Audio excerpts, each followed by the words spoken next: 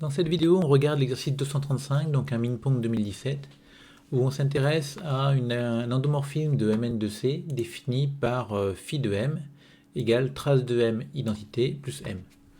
Donc il y a d'abord un certain nombre de questions qui sont relativement simples. Donc montrer que phi est un endomorphisme de Mn de C. Donc là, deux choses à vérifier. Que phi va bien de Mn de C dans Mn de C, mais vu l'écriture de l'image de M par psi, c'est relativement évident. Et la linéarité, pour la linéarité, on fait comme d'habitude, on prend Mn de matrice de Mn de C, lambda dans R, on calcule psi de lambda M plus N, on vérifie que c'est égal à lambda psi de M plus psi de N, et donc c'est linéaire, et donc on a bien le caractère endomorphisme. Ensuite, on demande de déterminer quart de psi. Donc pour déterminer quart de psi, on pose une matrice vérifiant qui appartient à quart de phi, donc psi de M égale 0. Et psi de M égale 0, c'est-à-dire que la trace de M fois identité plus M égale 0. Donc du coup, M, c'est moins la trace de M fois identité. Et alors, ici, il y a deux manières de faire les choses. Soit j'applique à nouveau la trace à cette égalité-là, donc j'obtiens que la trace de M égale moins la trace de M fois la trace de l'identité, parce que la trace est une application linéaire et la trace de M est une constante, donc un scalaire, donc je pourrais le sortir. Et la trace de l'identité fait n. Et donc du coup, j'obtiens comme ça que 1 plus n fois la trace de m égale 0.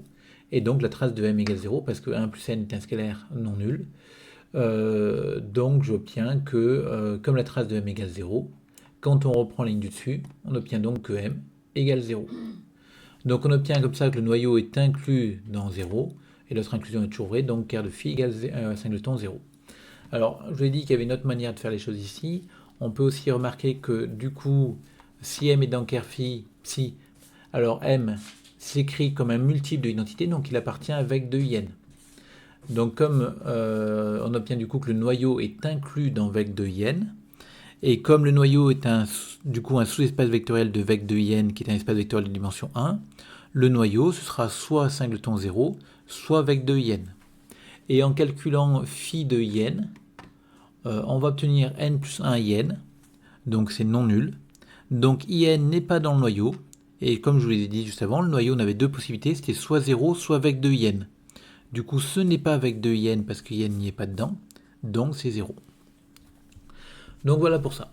Donc ensuite, on vous demandait le rang de psi, donc comme si c'est un endomorphisme injectif en dimension finie, parce qu'ici on est sur Mn de C, il est bijectif.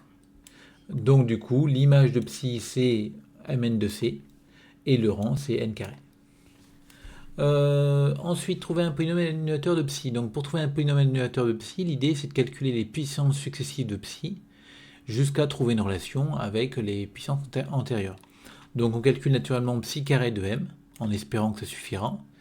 Donc on applique la formule, c'est trace de psi de m identité plus psi de m. Psi de m, on le remplace, donc ça nous donne ça plus ça. Et dans cette trace-là, on va utiliser la linéarité de la trace, parce que c'est trace de A in plus B, où B est une autre matrice. Et donc ça fera la trace de M, qui est un scalaire que je peux passer devant, fois la trace de in, plus la trace de M. Et la trace de in vaut n. Et finalement, on regarde combien on a de in. Des in, j'en ai n trace de M, plus trace de M, plus trace de M. Donc j'en ai n plus 2 traces de M. Et j'ai un M qui se balade tout seul à côté. Donc après, je vais faire apparaître, mon but c'est de faire apparaître du psi de M.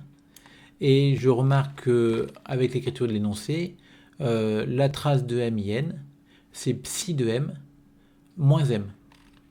Donc je remplace psi de M, la trace de M in par psi de M moins M.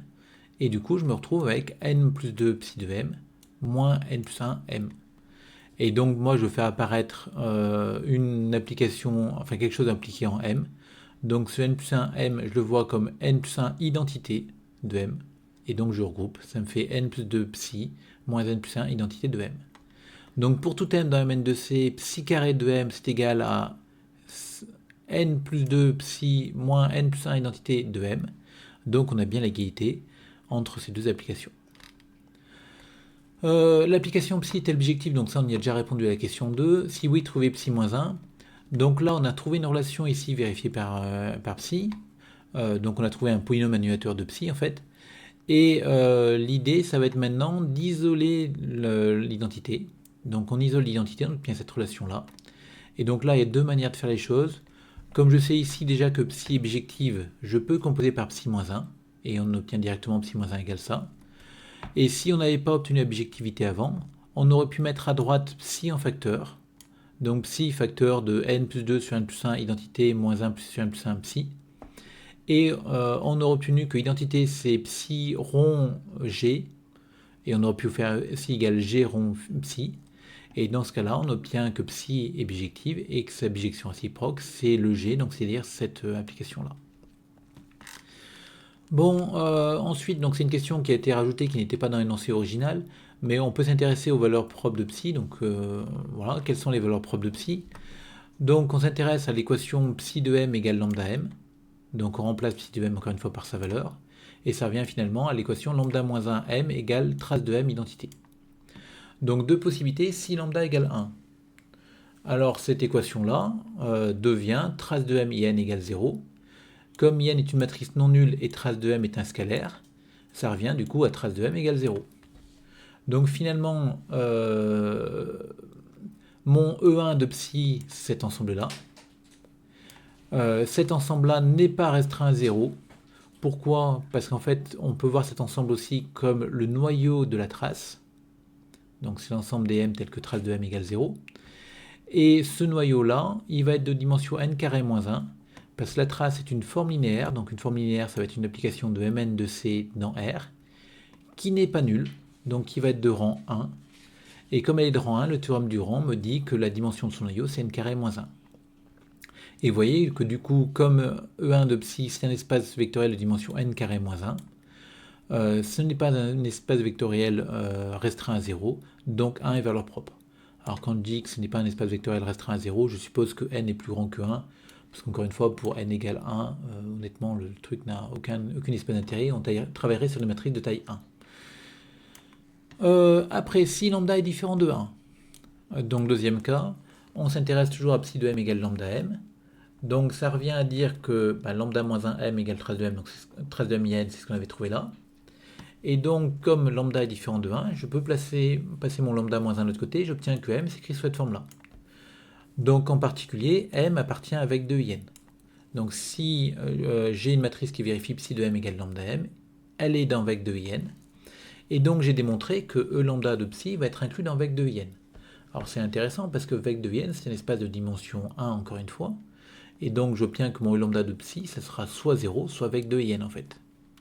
Donc l'idée c'est maintenant de calculer psi de in. Donc on calcule, on obtient n plus 1 in. Donc en fait, in c'est dans n plus 1, en plus 1 de psi. Et donc vec 2 in est inclus dans cet espace vectoriel là, comme espace vectoriel engendré par des éléments de en plus 1 de psi. Donc finalement, qu'est-ce qu'on a obtenu? Si on a une valeur propre non nulle, l'espace propre est inclus dans vec 2 in. On a obtenu que vec 2 in est inclus dans en plus 1 de psi. Donc maintenant, il faut essayer de conclure. Et du coup, on sait que des espaces propres liés à des valeurs propres distinctes sont en somme directe. Donc supposons que lambda ne soit pas égal à 1 ni égal à n plus 1. Alors E lambda de psi, on a vu qu'il était inclus dans vec 2 in. Donc il est encore égal à E lambda de psi inter vec 2 in. Mais vec 2 in est inclus dans en plus 1 de psi. Donc c'est encore égal à E lambda de psi inter en plus 1 de psi. Du coup, cet ensemble-là, est égal à singleton 0, parce qu'ils sont en somme directe.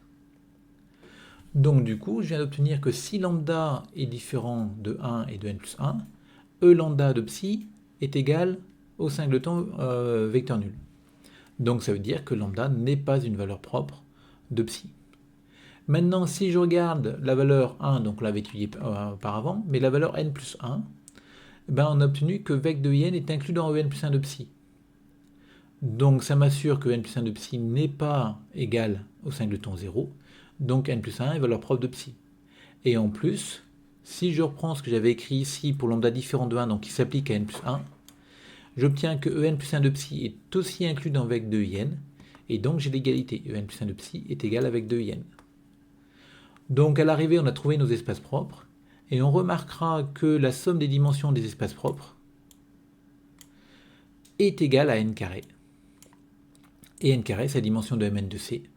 Donc psi va être diagonalisable. Phi, c'est un endomorphisme de Mn de C. Et il est bien diagonalisable.